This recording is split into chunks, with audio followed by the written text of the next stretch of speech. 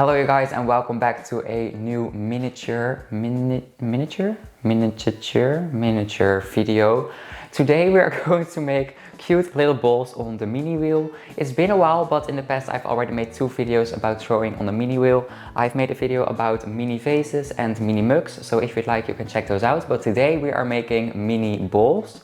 So I think they're going to be pretty cute and small. So yeah, let's just grab the tiny wheel and get started. Here is the mini wheel that I'm going to use in this video, and it is the same mini wheel that I've used in previous videos. I got this one from Amazon and I unfortunately can't find it anywhere anymore. At least not the exact same wheel, but I've linked a few wheels that you could try out from Amazon. But I unfortunately can't guarantee that they will work perfectly, and I'm not sure how well they will work since I haven't tried them. But a more expensive wheel is probably better, but it just depends on how often you want to do this and how much you would like to invest into making mini pottery, I guess. But the first thing that I do is wet the wheel head a little bit so that the clay will be nice and sticky. I put this little bowl of water on top of my wheel so that I can easily use water when I'm throwing, because you will need that. And then I press the clay onto the wheel with my fingers just to make sure that it gets stuck. And I also immediately try to press it towards the middle as much as I can. And then I wet my fingers and I start centering the clay, which to be honest was quite a struggle. I don't know why it was such a struggle, because I've made mini pottery quite often, but sometimes the clay just doesn't want to center for some reason. But I just did my best by just pressing it towards the middle, holding my fingers around it and holding my finger of my other hand on top of it. And I just put some pressure on it to try to get it into the middle. I mainly struggled to get the side of the clay centered, and something easy that you can do,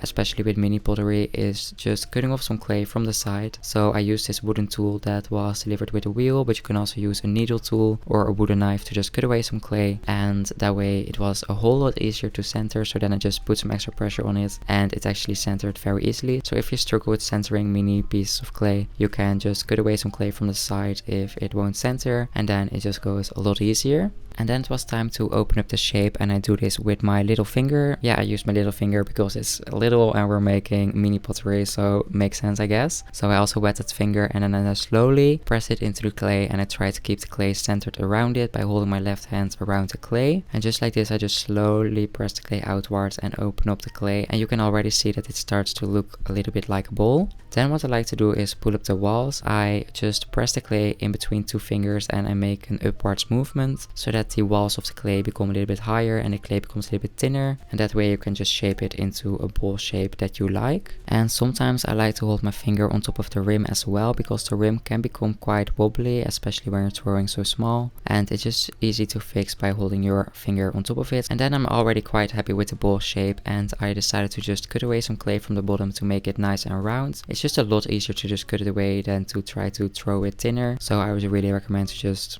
take a wooden knife or a needle tool and just cut away some clay here and make it nice and round, and make the bottom a little bit thinner than the top, just so that it gets a nice ball shape, and you can just shape it in any shape you'd like.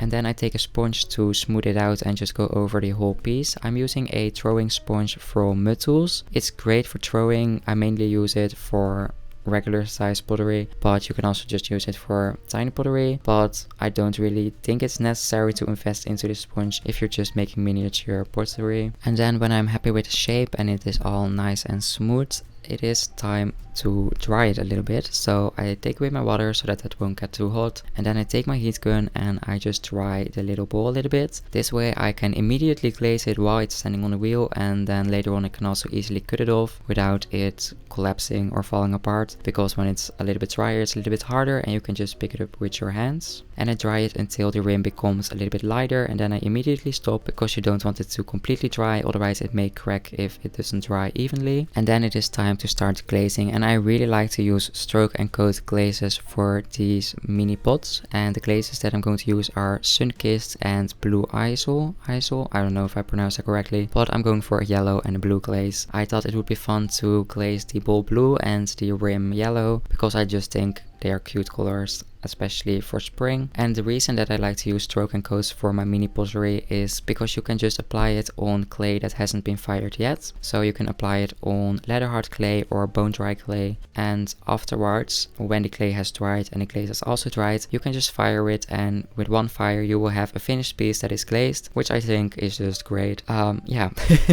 So that's the reason that I'm using stroke and coats. It just works very easy. If you don't have stroke and coats and you just want to use normal glazes, you can of course also first biscuit fire the piece, then glaze it, and then glaze fire it. You can just do whatever you'd like, but this way it's also very easy to make like little lines, or like I'm doing here, a little rim in a different color because it is still standing on the wheel. And then when I'm finished glazing, I take it off with this wire tool, and what you will see is that I just actually kind of pull it off, and I don't really cut it because it just comes off because it's a little bit drier. But I still feel like this wire tool works great to just wrap it around and then pull it towards the sides just like I'm doing here. Yeah, I just think that works great, so I would definitely try that out. And then here the first bowl is finished, and I hope you like it. And now it can just dry before going into the kiln for a glaze and biscuit fire in one. And after making this bowl, I thought it would be fun to make one more bowl and try to make it even smaller. And surprisingly, it actually was easier than the bigger bowl. So if you'd like to make things smaller, you can also have a go with that. So I just took this little piece of clay and I started throwing, and here you can just see how I do that. But I basically follow the same steps, so I won't explain it again. But I hope you enjoy watching it.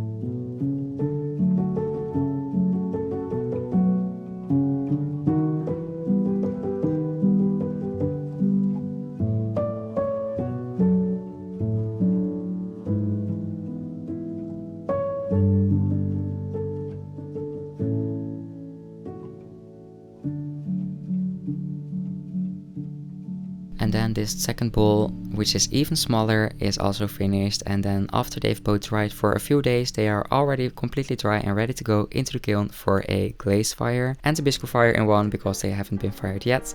But here is the final result after they have been fired. I think they turned out really cute and I hope you like them.